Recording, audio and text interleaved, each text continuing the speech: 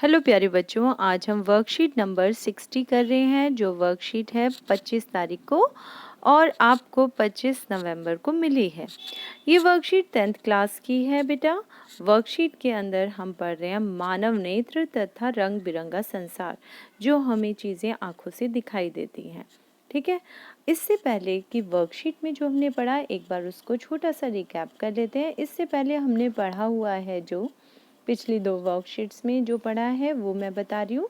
हमने देखा था कि अगर कोई कांच की स्लैब है, जैसे ये कांच की एक पट्टी है ना, उसके अंदर अगर हम ट्रांसपेरेंट कांच है आपके पास, अगर मैं उसमें प्रकाश की कोई किरण डालती हूँ तो क्या देखा था बेटा, हमने यहाँ पर ऑल पिन्स रख के देखा था कि ऑल पिन अगर हम देखते हुए सामने यहाँ से देखते हुए मैं ऑल पिन लगाती हूँ तो मुझे ये यहाँ नहीं, मेरी दूसरी ऑल पिन्स यहाँ लग रही होती हैं, 2 ऑल पिन। तो ऐसा क्यों हुआ था? क्योंकि प्रकाश का मार्ग बदल गया था।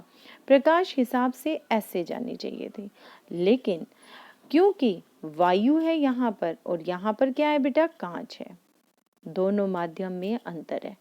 वायु जो है वो कैसा होता है बेटा माध्यम, वो आपका विरल माध्यम होता है, जबकि कांच जो है वो सघन माध्यम होता है। अब ये विरल और सघन क्या होता है, जब जहाँ पर बेटा कण दूर दूर चले जाते हैं, मतलब यहाँ के वायु के जो कण हैं उनके अंदर स्पेस बहुत ज़्यादा है, बहुत दूर दूर है, जबकि कांच के कण जो है वो पास पास है। तो इसीलिए समझ जाओ कि कांच जो है वो सघन माध्यम है, जबकि वायु जो है वो विरल माध्यम है। बात आ रही है समझ? तो इस तरह से प्रकाश का, ये प्रकाश की किरण थी, हिसाब से जानी चाहिए थी ऐसे, लेकिन वो जा रही है अब ऐसे। तो प्रकाश की किरण का एक माध्यम से दूसरे माध्यम में जाते वक्त मुड़ जाना ही क्या कहलाता है बेटा, अपवर्तन कहलाता है। कितने बच्चों को समझ आ गया? मेरे ख्याल से सभी बच्चों को ये समझ आ रहा होगा बेटा। इससे पहले की जो वर्कशीट्स हैं उनको भी देखते रहा करो, ठीक है। चलिए अब हम बात करते हैं वायुमंडल की। बेटा वायुमंडल, वायु है पृथ्वी के चारों ओर फैली हुई, ये सभी को पता है। अगर ये पृथ्वी है तो इसके चारों ओर वायु की परतें फैली हुई हैं। और यहाँ है सूरज, सूरज से आती है प्रकाश की किरण, ठीक है। जहाँ से प्रकाश ऊष्मा आ रहा होता है, इसका मतलब वायु की ये परत जो होगी आपकी वो विरल होगी, क्योंकि हॉट एयर जो होती है ना बेटा, गर्म हवा है ना, गर्म हवा जो होती है उसके जो कण होते हैं वो दूर दूर चले जाते हैं, इसीलिए गर्म हवा ऊपर की तरफ उठती है। जैसे जैसे नीचे की तरफ हम वायु की परतें देखते हैं तो वो क्या होती जाती है बेटा, सघन होती जाती है। इसका मतलब वायुमंडल अलग अलग लेयर से बना हुआ है एयर की, और वहां पर टेम्परेचर का डिफरेंस है, वहां पर तापमान का डिफरेंस है। कहीं पर वायु जो है गर्म है और कहीं पर वो ठंडी है, जिसके कारण क्या होता है, अपवर्तन होता है। जो प्रकाश की किरण ऊपर से आ रही होती है वो हमें, जो भी प्रकाश की किरण आ रही है, अब प्रकाश तो ये जरूरी नहीं है खाली सूरज से आए, हमारे पास तारों से भी आता है, तारे टिमटिमाते हुए हमें दिखाई देते हैं। हमारे पास चांद से भी आता है, यहाँ तक कि कुछ ग्रह भी हैं बेटा जो गोल से नजर आते हैं चमकते हुए, रात को देखा है आपने, वो तारों से अलग होते हैं, वो टिमटिमाते नहीं है। तारों की रोशनी एक बार ज़्यादा होती है, एक बार कम हो जाती है, होती है ना, जिसे हम कहते हैं तारों का टिमटिमाना। मतलब रात को सब बच्चों ने देखा होंगे तारों का टिमटिमाना। तो पहली हमारी जो डेफिनेशन तैयार हुई वो थी वायुमंडल की अस्थिरता के कारण प्रकाश का अपवर्तन वायुमंडलीय अपवर्तन कहलाता है। इसके बाद दूसरा हम कारण देख रहे हैं जो हम अपने नेत्रों से देख पाते हैं, वो है तारों का टिमटिमाना। हम देखते हैं कि तारे टिमटिमाते हैं, या ऐसा कौन करता है ना, कोई टॉर्च लेके तो दूर बैठा नहीं हुआ कि उसकी लाइट कभी कम करता है कभी ज़्यादा करता है। तो ये किसके कारण होता है, ये कारण है अपवर्तन का। प्रकाश से जब वायु से प्रकाश की किरण जा रही होती है तो वो लगातार अपनी दिशा बदलती है, जिसके कारण जब बहुत सारी लाइट हमारी आंखों में आती है तो तारे हमें चमकते हुए नजर आते हैं। मतलब अपवर्तन ज़्यादा होता है। जब जब अपवर्तन कम होता है प्रकाश की किरण का, जो कहाँ से आ रही है बेटा, तारों के पास से आ रही है ना, तो हमें वो कम नजर आते हैं, मतलब धीमे नजर आते हैं, मंद नजर आते हैं। तारों का प्रकाश जब पृथ्वी के पर्यावरण में प्रवेश करता है तो वातावरण में अलग अलग ऊंचाई पर वायु की सघनता अलग अलग होने के कारण तारों का प्रकाश लगातार अपवर्तित होता है। इसके कारण तारों की आभासी स्थिति तारों की वास्तविक स्थिति से थोड़ा ऊपर होती है।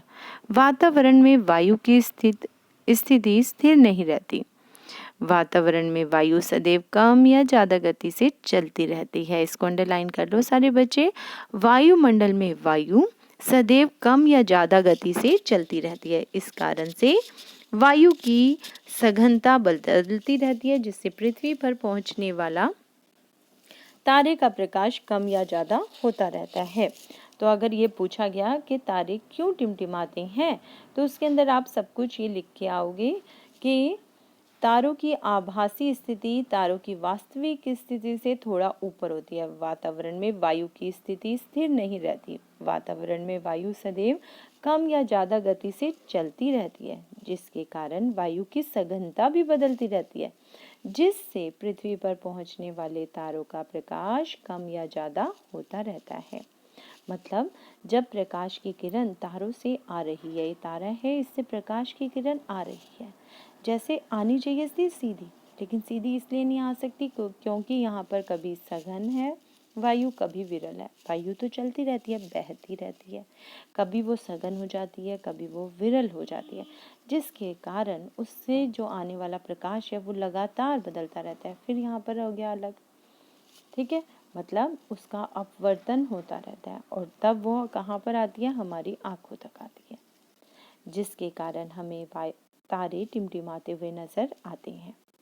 ठीक है, मतलब टिमटिमाने के दो कारण हैं।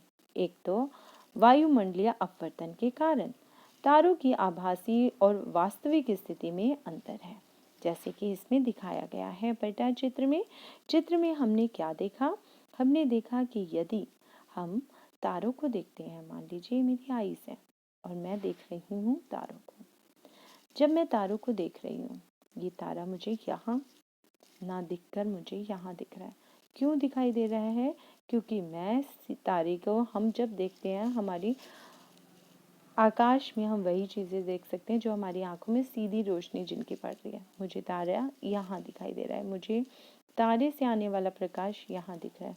वास्तविकता में तारा यहाँ था और उसके प्रकाश का हो रहा था अपवर्तन लगातार, लेकिन जब वो मेरी आंख में आया तो मेरी आंख में यहाँ इस जगह पे आया था और मेरे को ये लग रहा है कि तारा यहाँ ना होकर कहाँ है, यहाँ, क्योंकि मुझे दिखाई वो यहाँ दे रहा है।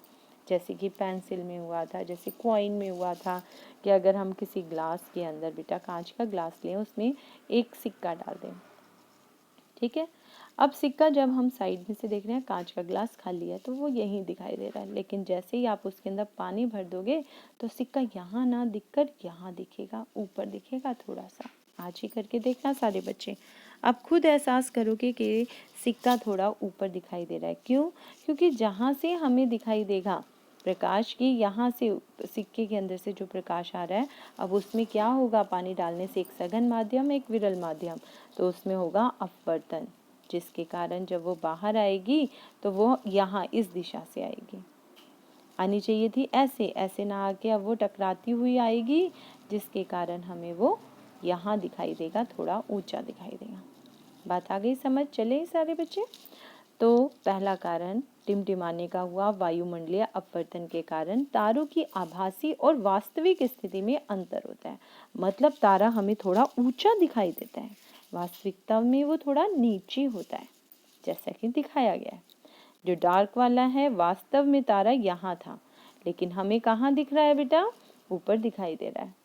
यहाँ था तारा, लेकिन दिखाई दे रहा है यहाँ, मतलब थोड़ा ऊपर।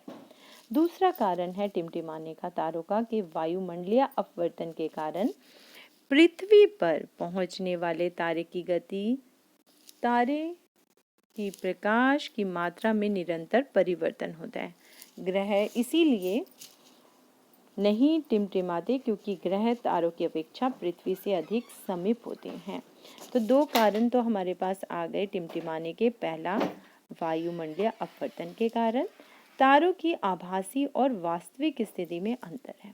दूसरा कारण, वायुमंडलीय अपवर्तन के कारण पृथ्वी पर पहुंचने वाले तारे की प्रकाश की मात्रा भी निरंतर बदलती रहती है।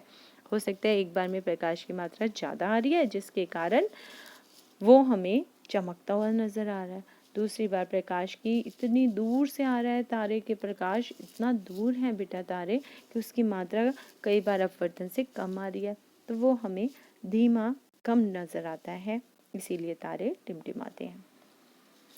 तो ग्रह किस लिए नहीं टिमटिमाते? ग्रह तारे जैसा ही होता है लेकिन थोड़ा बड़ा नजर आता है हमें।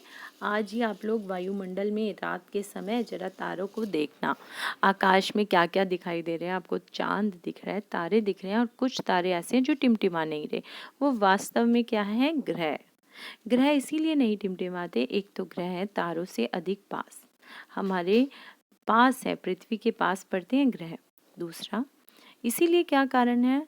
दूसरा कारण यही कारण है कि उससे आने वाला प्रकाश जो है वो अधिक मात्रा में आ रहा है एक तो, और ज़्यादा प्रकाश आएगा तो वो लगातार उसका अपवर्तन होने के कारण ऑलमोस्ट बराबर मात्रा में हमारी आंखों में आता है, इसीलिए ग्रह टिमटिमाते नहीं हैं।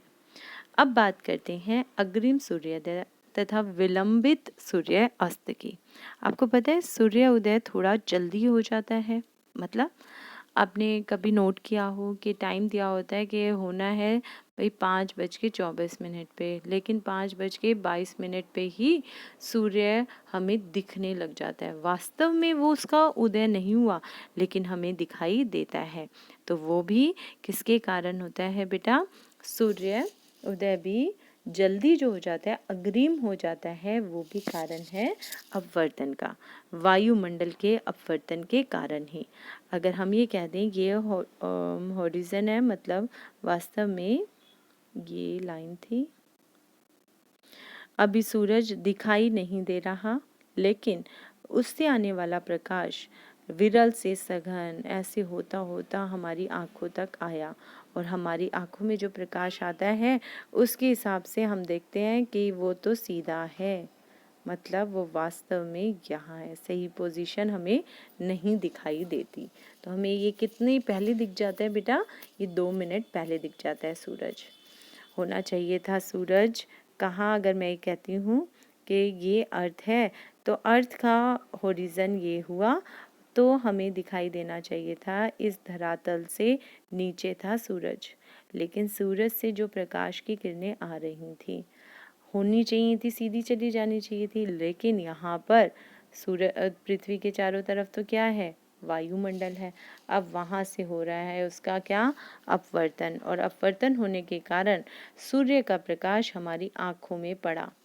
हमारी आंखों में जैसे ही पड़ा तो हमें सूरज ऊपर नजर आने लगा। अभी वो ऊपर आया नहीं था मगर हमें नजर आने लगा। ठीक है, ऐसे ही सूर्यास्त भी लेट होता है। सूर्य अस्त हो चुका होता है लेकिन हमें दिखाई दे रहा होता है। क्यों? क्योंकि सूरज से आने वाला प्रकाश हमारी आंखों में गया और हमें तो वो प्रकाश नजर आता है ऐसे, मतलब सूरज का एक प्रतिबिंब नजर आता है हमें ऊपर ही। तो यहाँ पर 2 मिनट पहले दिख गया और यहाँ पर 2 मिनट बाद तक दिखता रहा, मतलब हिसाब से अंतर कितना आ गया? 4 मिनट का, सूर्य अस्त उदय से सूर्य अस्त तक। इतनी बात आ रही है सबको समझ? चलिए अब बात करते हैं टिंडल प्रभाव। टिंडल प्रभाव तो हमने 9th क्लास में भी पढ़ा था। कोलाइडल कणों के कारण प्रकाश के परिकिरण की परिघटना, आपकी मैडम ने भी दिखाया होगा, मैंने भी अपने स्कूल में दिखाया था बच्चों। एक ग्लास में मैंने पानी लिया था और उसमें करीब 1 चम्मच मैंने उसमें दूध मिलाया था, और जब मैंने टॉर्च लेज़र लाइट ली और उससे प्रकाश डाला, लेज़र लाइट में एक बिम आती है इसलिए लेज़र लाइट का प्रयोग करते हैं, हमने टॉर्च नहीं ली, लेज़र लाइट ली थी, तो प्रकाश फैल गया ऐसे करके। बाहर जो आई लाइट का धब्बा वो इतना बड़ा नज़र आ रहा था, हिसाब से नहीं तो डॉट ही डालना था। वो पानी में से जब कर रही थी तो एक डॉट ही नज़र आ रही थी, लेकिन जैसे ही मैंने दूध 1 चम्मच के करीब डाला पौना ग्लास के अंदर, तो वो मुझे फैला हुआ नज़र आया, ऐसे धब्बा नज़र आया। तो ये क्या हुआ? ये इसने प्रकाश को फैला दिया। ठीक है, जैसे इसमें दिखाया हुआ है। देखो प्रकाश धीरे धीरे फैल रहा है। घर में सूरज का प्रकाश आता हुआ आप लोगों ने देखा होगा कि जब सर्दियां हैं, आजकल सर्दियां हैं, आप लोग खिड़की के अंदर से अगर थोड़ा प्रकाश आ रहा होता है तो धूल के कण के कारण वो फैलता हुआ नज़र आता है। प्रकाश का परिकिरण क्या होता है? माध्यम में उपस्थित कोलाइट के कणों द्वारा प्रकाश का फैलना ही परिकिरण कहलाता है। मतलब इस तरह प्रकाश का फैल जाना। पहले एक लाइन में आ रहा था, उसके बाद धूल के कणों के कारण वो फैल गया। देखिए ना, ऐसी परिघटना अपने घर में भी होते हुए कहीं ना कहीं देखी होगी। लाइट चल रही है, नॉर्मली लाइट जल रही है और उससे प्रकाश जो है फैल रहा है। ठीक है, तो इसे क्या कहते हैं? प्रकाश का परिकिरण। सभी बच्चों को समझ आ रहा होगा। अब बात करते हैं आकाश का नीला रंग। आकाश हमें नीला दिखाई देता है, काला तो नहीं दिखता, पीला दिखता हो, लाल दिखता हो, नहीं, हमें आकाश नीला दिखाई देता है। तो इसका कारण क्या है? वातावरण के ऊपरी भाग में गैसों व वाष्प के सूक्ष्म कण उपस्थित होते हैं। ये कण अपने छोटे आकार के कारण सूर्य के प्रकाश में से मुख्यतः नीले रंग का प्रकाश ही परिकिरण करते हैं। वातावरण के अंदर क्या है बेटा? बहुत सारे छोटे छोटे कण उपस्थित हैं और ये छोटे कण छोटी लाइट को ही कर सकते हैं। बड़ी जो है, मतलब जिसकी वेवलेंथ, जिसकी तरंग दैर्घ्य ज़्यादा है, उसको तो नहीं छेड़ सकते। हमने पढ़ा था पिछले अध्याय में, पिछली वर्कशीट में हमने पढ़ा था कि कैसे प्रकाश जो है, श्वेत प्रकाश, वो 7 रंगों में बट जाता है। और ये 7 रंग भी ऐसे होते हैं कि नीचे तो है ब्लू कलर और ऊपर है रेड कलर, और इनकी तरंग दैर्घ्य भी अलग अलग होती है। ब्लू कलर सबसे छोटा छोटा ऐसे चल रहा है, जबकि रेड कलर ऐसे चल रहा है। इसकी तरंग दैर्घ्य इतनी सारी है, इसके बीच में अगर छोटा सा कोई धूल का कण आ जाता है, वो आराम से उसको पार करके चला जाता है। लेकिन यहाँ अगर कोई छोटा धूल का कण आ जाएगा तो क्या होगा? ये फैल जाएगा, ये रोक देगा ना इसको, और ये इधर से उधर से निकलना शुरू हो जाएगा। कौन सा रंग? नीला रंग। जबकि लाल रंग ऐसा नहीं होगा। इसका मतलब वातावरण में उपस्थित जो गैस है, जो वाष्प के सूक्ष्म कण है, ये कण अपने छोटे आकार के कारण सूर्य के प्रकाश में से मुख्यतः नीले प्रकाश का परिकिरण करते हैं। इसीलिए नीला रंग अधिक मात्रा में हम तक पहुंचता है और आकाश हमें नीला नजर आता है। सूर्य उदय एवं सूर्यास्त के समय, अब आपने देखा उस टाइम लाल रंग का हमें प्रकाश नजर आता है। ऐसा क्यों होता है? तो सूर्यास्त या सूर्योदय के समय सूर्य के क्षितिज के समीप होने के कारण, सूर्य कहाँ पर है? देखो बेटा, होरिजन के पास है। सूर्य अस्त हो रहा हो या सूर्य उदय हो रहा हो तो क्या होगा? यहाँ ये बिल्कुल क्षितिज के पास है, मतलब इसका देखो, कारण सूर्य के प्रकाश को अधिक दूरी तय करनी होती है। इस दौरान नीले प्रकाश का कुल परिकिरण सबसे अधिक होता है और लाल प्रकाश ही हम तक अधिक मात्रा में पहुंचता है। इसीलिए हमें सूर्य रक्ताभ नजर आता है। ठीक है, यहाँ पर सूर्य, जब हमें वायुमंडल हमें दिखाई दिया नीला। अब बात करते हैं सूरज की खुद की कलर की। तो सूर्य का कलर वैसे हमें येलो नजर आ रहा है, लेकिन जब सूर्य उदय होता है या सूर्य अस्त होता है तो उसका रंग लाल हो जाता है। ऐसा क्यों होता है?